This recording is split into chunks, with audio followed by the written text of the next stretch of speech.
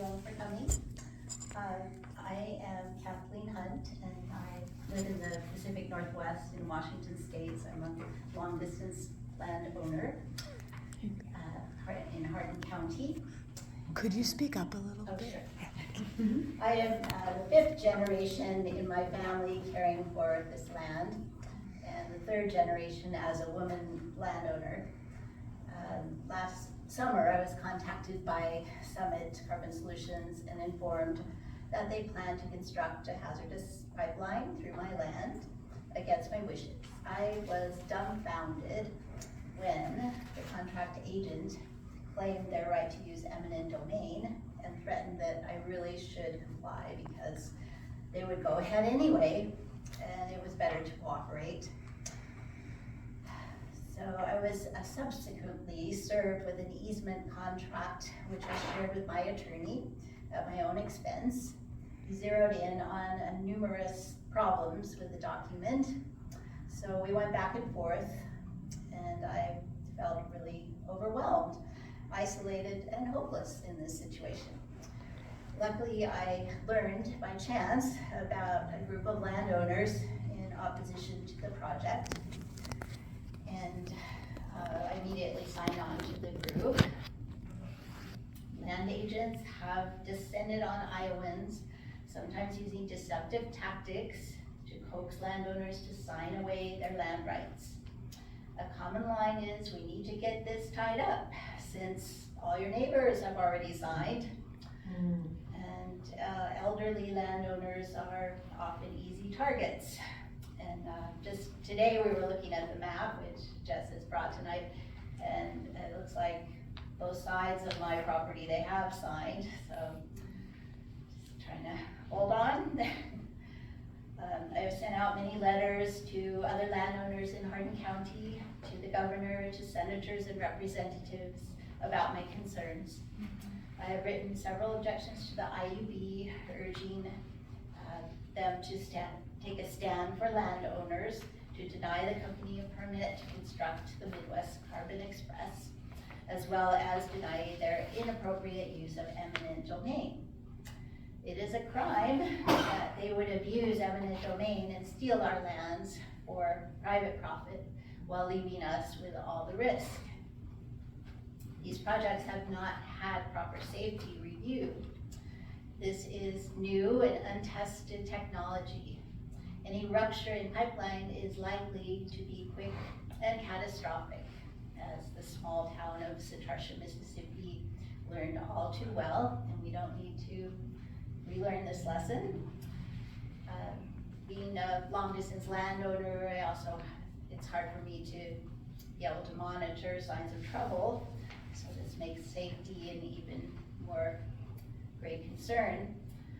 Despite what these companies promise, landowners most likely will not be covered for liability in the event of a pipeline rupture, which most likely will happen at some point.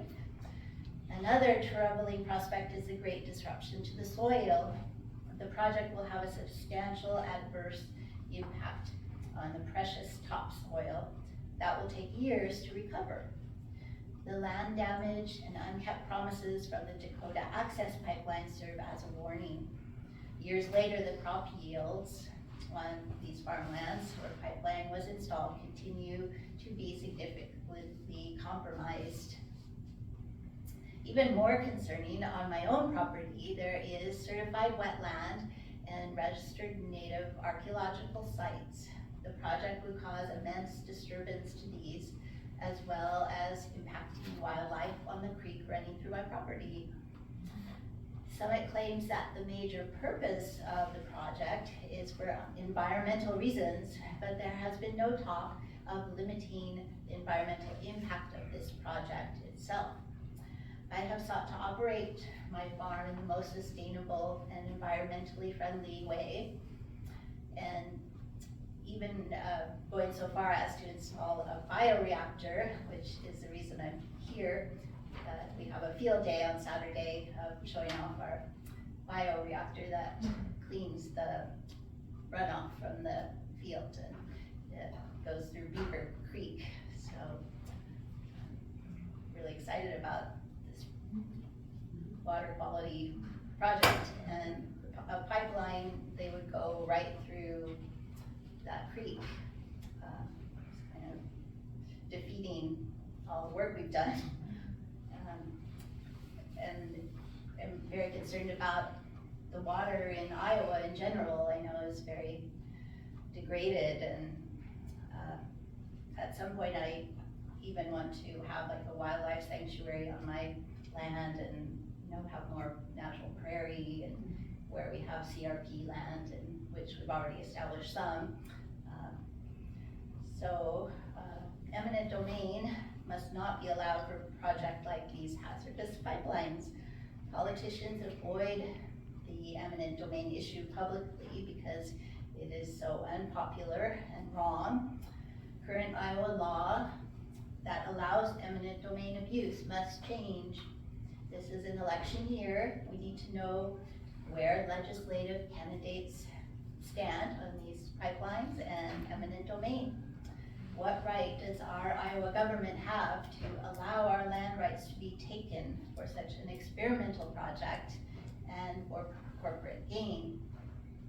Together, we can stop these hazardous pipelines, but we need your help. All Iowans will be affected and endangered if these projects are allowed to go through. Some 1,100 landowners across Iowa have thus far refused to sign easements, despite the pressure and threats of eminent domain. Many of us have joined together and hired an attorney to assist in our fight. We welcome more landowners and citizens to join this group. 33 Iowa counties so far have filed formal objections to the IUB. Landowners in other Midwestern states of South Dakota, North Dakota, Minnesota, Illinois are also coming together in opposition to these projects. To stop eminent domain abuse and this hazardous pipeline, we must spread the word not to sign easements. If you sign, your rights are gone forever. There is no going back. If you feel pressured in any way, you need to report this to the IUB. And we have an ordinance that we're trying to get more signatures for. And I think Caitlin will tell you more about that. Thank you so much. Thank you for being here.